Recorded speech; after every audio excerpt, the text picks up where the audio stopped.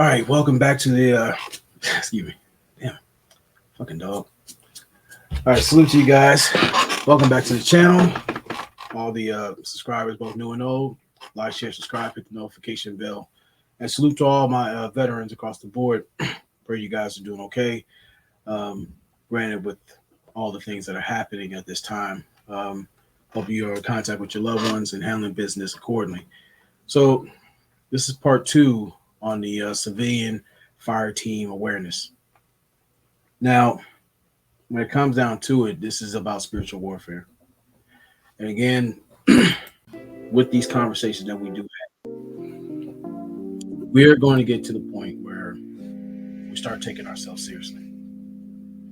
Now, I mentioned earlier about situational awareness and how important it is. But right now, we start talking about conversation that we need to have as men, especially leading into the following: situational leadership. Gives leaders a straightforward and clear process in determining which style of leadership will work best with a given team member of a given situation. Now, on the interpersonal aspect, aside from knowing who you are, what you're about, what you're into, and what you're looking to protect, you need to start becoming the lead point man for yourself. This goes away aside from situational awareness. It talks about knowing your leadership style, knowing how you communicate things, learn how to be effective in your style, learn the good, bad, and learn to turn those weaknesses into strengths to be an all-around leader. What's going to be needed for that part, in most cases, you're talking about your OGs. You're talking about guys who will lead by example, lead by wise counsel, and watching you grow and evolve. We're supposed to be men of principles and purpose. You're going to make your mistakes. You're going to take your respective L's, but those L's you need to look as lessons. When I speak on things about in this space where you got guys who are panel possums and always picking the scabs of the past or the current situation, I make mention about us being aspiring architects. Sometimes you have to use a demolition team, which you have to tear down who you were, rebuild the ground that you are looking to establish, and build up a pristine work of art, which takes time, patience, and direction. As you see with architecture, they have many elements to where you have to put things in its proper form. You just can't throw any kind of shit up there and think it's going to stand. As always, I'm talking about system, order, and structure. Being a man of principle and purpose is not always popular, nor is it easy. But when you apply it the right way, your example will stand the test of time, even when your physical form has long faded to the ether. So leading into the fire team aspect, again, being a military veteran, I make it a point to talk to my peers. We talk about things as far as like first aid, leadership styles, mental health or awareness, situational awareness, all those things pertaining to not just yourself, but to keep your brothers on point. Because if one falls down, the other one has to stand up and take place. Again, masculinity is a team sport. You got to have brothers and pillars to lean on, to seek wise counsel, to lead by example. Because again, great leaders create great leaders.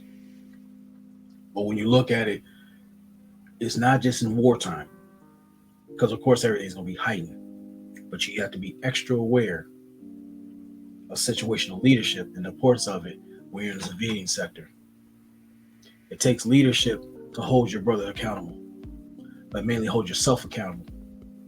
It takes leadership to check on each other, but mainly check on your well-being and your health. It takes a level of leadership to teach your brothers and yourself how to not repeat certain situations. So you got too many guys complaining about what women are doing and blah blah blah, being tender dicks. But you have to take the ownership and knowing you gave them a stage to perform on. You gave them opportunities to do what they did, and instead of giving the proper consequences in those situations, you rewarded them with more time. In turn, when it comes to your brothers, you might have to tell them some things that they're not comfortable with, but for their betterment, for their safety, for their well-being, you got to be straight up front with them. Sometimes you're going to yell it out. Other times you might have to box it out. Because again, we have that emotional pride in other things. Again, things that gets dismissed because we're men. We're not supposed to feel anything. We're supposed to be human doings. I mean, not just human beings.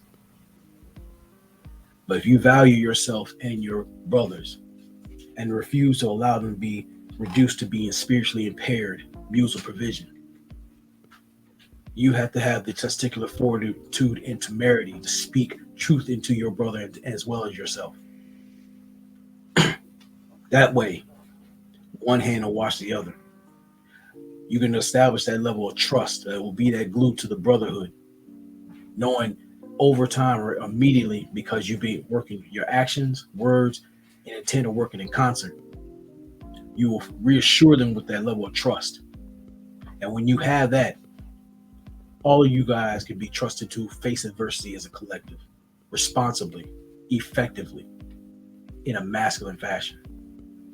It's not just you holding the frame, it's all you guys building a pillar to be standing among the pantheon of masculinity.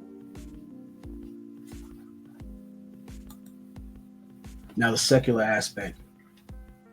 There's a lot of guys who lack effective situational leadership. As you saw in that debacle on Fresh and Fruity, or Flimsy and Flaccid, you notice they did not take command of the situation. They thrive on that chaos. And many times over, they get exposed for the goofballs and cowards they really are. When you take command of your situation, talking about situational leadership, you make a full assessment of your surroundings. You understand the personnel you have around you. You understand how to de-escalate certain situations, which I'll get into the next one. But when it comes down to it, you're able to establish a level of order and a frame that where other people can either acquiesce to it or get ejected the fuck out of it. That's a means of defense by using effective intellectual and spiritual offense. So this extends into the world. In knowing how you relate to people, understand people, network with people, you start broadening your influence, which means it adds weight to your impact. And I've always been saying off and on, you see that little hash, that hash mark on your headstone, from the date that you're born to the day that you finally get your end of enlistment papers. How will people view you? How will you be remembered? Will people say great things about you? Sure, will they mourn the fact that you're no longer here, but your presence, your influence, your leadership, your wisdom still can be felt as a tangible thing, that they can impart that into their children or their peers. That's the beauty of having procreation, provision, problem solving, and protection. You pass on the warmth and the intensity of your masculine light into your brothers, which will help brighten the future of not just your peers, but those who wish to emulate that same effect for others. They know what they stand and defend. Not just ego and hubris and pride, but standards.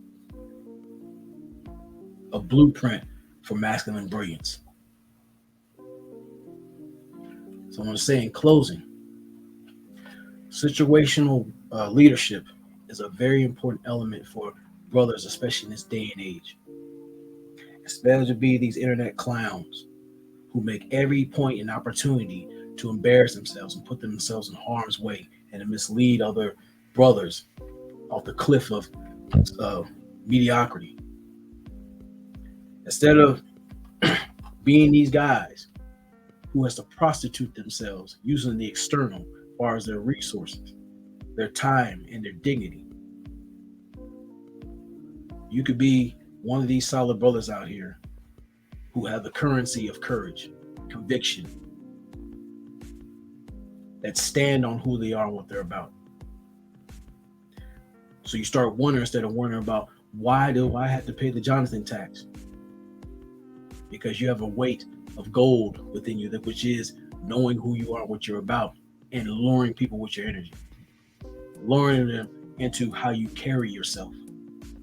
See, when you do all that, you'd be surprised of what leads to spiritual, masculine, and social credit and credibility. You notice when you have great credit, you are able to get things handed to you much easier than you being a shitty piece of Wi-Fi vermin. That's the Jonathan tax. Because they weren't willing to put in the time, the toll, the trouble, and eliminate the threats to keep them from being credible men. Men worth entertaining. Men worth respecting. Men worth listening to. This is why you don't see me pissing and moaning about women and other mundane conversations. Because to say it bluntly, when you're too busy fucking the shit out of your purpose, getting pussy is the least of your problems. See, when you tune into your masculine light, your aura brightens. You notice people want to gravitate and be in your orbit. Some, because of the intensity of your light and the weight of who you are, you'll jettison them fuckers out your orbit because it's important. It's necessary. It's a necessary act. That's how you establish harmony in your system.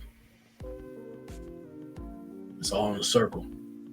As my brothers from Black Men Vent, K Soul and Black, The Wacky World of O, Sir Obadiah and the Villain Sphere, and a myriad of OGs, General Tito. Myriad of OGs I sit there and respect, admire, in their respective aspects. I use those needed elements and tenets to help establish my castle, my place as a man. So that way I can pass on to my brothers in the best way possible how to stand upright instead of bend the knee to the gynocratic paws that basically been running this shit and they put in your face. As always, it takes a pussy to expose and control one. But it takes a strong man, principle and purpose, to get the best out of that pussy. Fuck with those who fuck with you. Or you can be spiritually impaired mule of provision and worry about getting lube while you continue getting fucked. So you guys let me know what you think. Salute to you guys. Hope you guys are doing well. And let me know what you think. Take heed of what I'm saying. If I missed anything, not above criticism or critique. So you guys be careful out there and be safe. Much love to you guys. Semper Fi.